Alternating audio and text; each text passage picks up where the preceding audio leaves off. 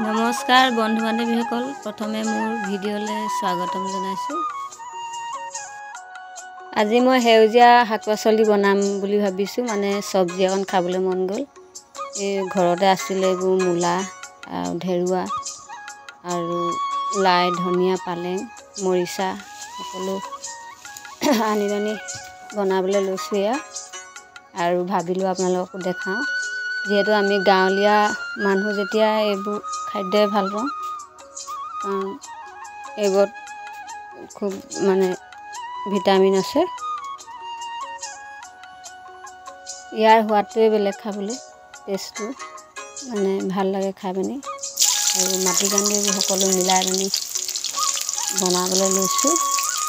ঘৰতে কৰিছিলোঁ এইবোৰ, তাকে আজি আনিলোঁ আৰু আপোনালোকো দেখালোঁ। ভিডিঅ'টো ভাল পালে ছাপোৰ্ট কৰিব, আগলৈ আগুৱাই যাবলৈ চাই থাকক।